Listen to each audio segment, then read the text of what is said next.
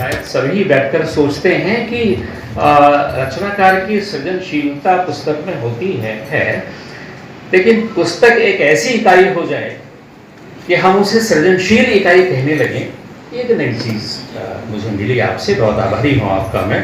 और मैं समझता हूँ कि कलम की तलवारें पुस्तक का अगर एक शब्द में ही मूल्यांकन किसी को करना हो तो यही मूल्यांकन हो सकता है कि ये सृजनशील पुस्तक है। ये एक बहुत अच्छी चीज़ जो यहाँ लगी, बहुभाषिकता की बात आपने कही, वो अच्छी चीज़ है ही। तो बहरहाल ये तो मुझे टिप्पणी करनी थी मैंने जिन लोगों को सुना था। और मैं एक चीज़ सोच रहा था बैठा बैठा कि आखिर लेखक तो लिख देता है, बहुत डूब कर लिखता है, बहुत समर्पित होकर के लिखता है, अपने को मार के लिखता है, लेकिन जो समीक्षक होते हैं, जो मीमांसक होते हैं, जो व्याख्याकार होते हैं, वो क्या करते हैं? क्या सिर्फ कविता पढ़ते हैं और कविता पढ़ करके समीक्षा करने लगते हैं? ऐसा हो जाता है क्या? ऐसा हो सकता है क्या? ऐसा संभव है? या एक शब्दावली रटाई अगर उनके पास में है और जिस भी कविता की समीक्षा करनी हो वो ऐसा कर दें, तो क्या ऐसा संभव है?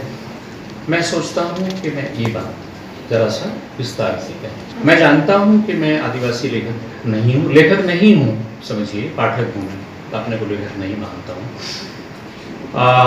आदिवासी लेखक तो बिल्कुल नहीं हूँ। आदिवासियत में या जो आदिवासियत की व्याकरण है या आदिवासी साहित्य का जो अपना व्याकरण है उसमें हस्तक्षेप का मेरा कोई इरादा नहीं है, मैं उसका अधिकारी नहीं हूँ। मैं जानता हूँ कि आदिवासी जो दर्द है वो मैं नहीं लिख सकता या कोई भी नहीं लिख सकता, जो आदिवासी लेखक है वो इसको लिख सकते हैं। तो इसीलिए मैं क्षमा याचना पूर्वक ये कह रहा हूँ कि मैं जो कुछ कहूँगा आपसे वो आदिवासियत या आदिवासी लेखन में कोई हस्तक्षेप न माना जाए, सामान्य एक जो पाठक है उसकी एक प्रतिक्रिया मानी जाए। तो मित्रों, मैं मानता हूँ कि जो मीमांसक होता है, जो कविता का पाठक होता है, उसको ऐसा कुछ नहीं, बल्कि जो मीमांसक होता है या जो समीक्षक होता है उसको दो स्तरों पर समर्पण करना होता है। एक अपने स्तर पर वो समर्पण करता है। ये नियत कितनी खतरनाक चीज है जो इसको मानता है, अपनी जिंदगी को नरक बना देते हैं। मैं स्कूल जाने लगी, स्कूल एक परिवर्तन की तरह है, एक परिवर्तन की तरह है, और ये चेतना महाराष्ट्र की ही चेतना है। मैंने कहा कि ये चेतना झारखंड में क्यों नहीं है भाई, ये चेतना दूसरे राज्यों में क्यों नहीं है?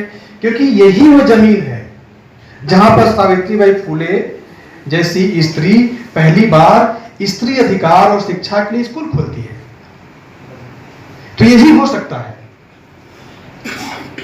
हम लूली लंगड़ी बना देते हैं जिंदगी। मैं स्कूल जाने लगी, लड़की स्कूल जाने लगी, तो भेजे में आया मेरे, स्वयं का दीप स्वयं ही होना है।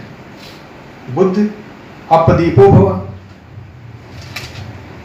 अपनी नियति के कपड़े पछाड़ने होंगे हमें ही, कोई और नहीं आएगा।